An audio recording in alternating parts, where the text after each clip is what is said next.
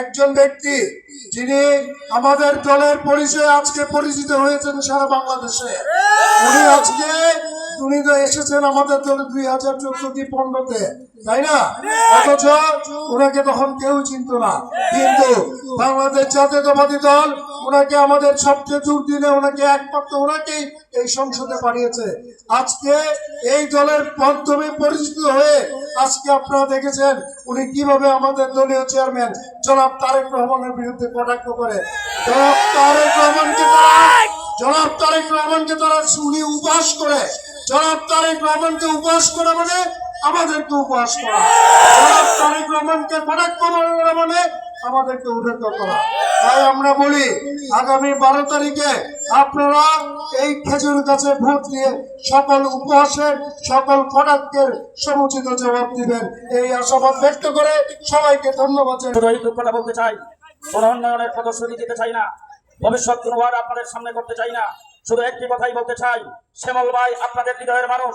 আমাকে ঘটনাক্রমে এখান থেকে আমি এই 2টি আসন ঘটনাক্রমে সরালের সাথে চলে গেছেন, সেই হিসাবে আমি এখানকার প্রার্থী জনাব তারেক রহমান সাহেব আমাকে খেজুর গাছ দিয়ে এখানে পাঠিয়েছেন। যদি আপনারা আমাকে নির্বাচিত করেন তাইলে আমি আপনাদের সামনে পরিষ্কার ভাষায় ঘোষণা করছি, শ্যামল ভাই হবেন এই এলাকার এমপি। শেষ কথা আপনাদের সামনে বলতে চাই, আজকে আপনাদের কাছে এসেছি কিছু নেওয়ার জন্য। কি নেওয়ার জন্য? আসতে কয়ে কি নেওয়ার জন্য? আজকে আপনাদের কাছে এসেছি হাত পেতেছি কিছু নেওয়ার জন্য। 12 তারিখের পরে আসবো আপনাদেরকে দেওয়ার জন্য। দেখবো আপনাদের কি লাগে। ইনশাল্লাহ আমি আর শ্যামল ভাই দুইজনে মিলে আপনাদের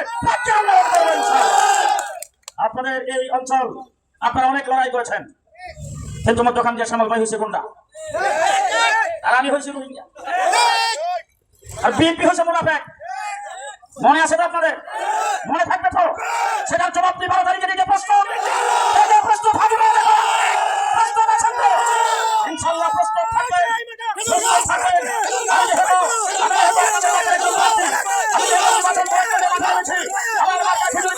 প্রত্যেকের ঘরে ঘরে যাওয়া দরকার ছিল, সালাম দেওয়া দরকার ছিল, প্রত্যেকের সাথে মিলা দরকার ছিল, কিন্তু সময় অভাবে সেই কাজটুকু পাই নাই। আমি আজকে আপনাদেরকে শেষ কথা বলছি, প্রত্যেকে এক একজন জুনায়েদ হাবিব আর শ্যামল ভাই হয়ে আমাদের সালাম প্রত্যেকের ঘরে ঘরে পৌঁছাবে। প্রত্যেকের ঘরে সালাম পৌঁছাবে। আমার কথা বলা দরকার নাই, যাই বলবেন শ্যামল ভাই বলে গেছে বুকটা কিছু গাছ মারা গিয়ে।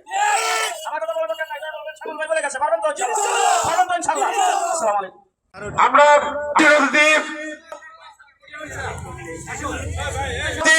সাবেক কোতোয়ালির বিএনপি সাংগঠনিক সম্পাদক এবং জনাব মুস্তাক আহমেদকে পরিচয় জানাচ্ছি।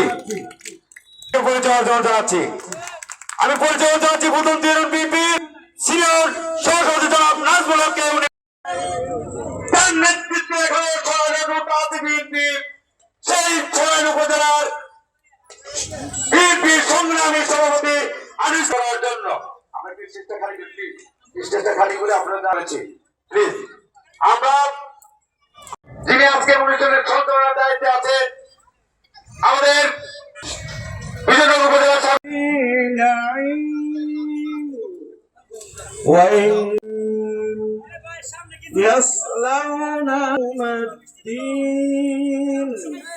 وما هم عنها بغائبين وما كما يوم الدين وما أدراك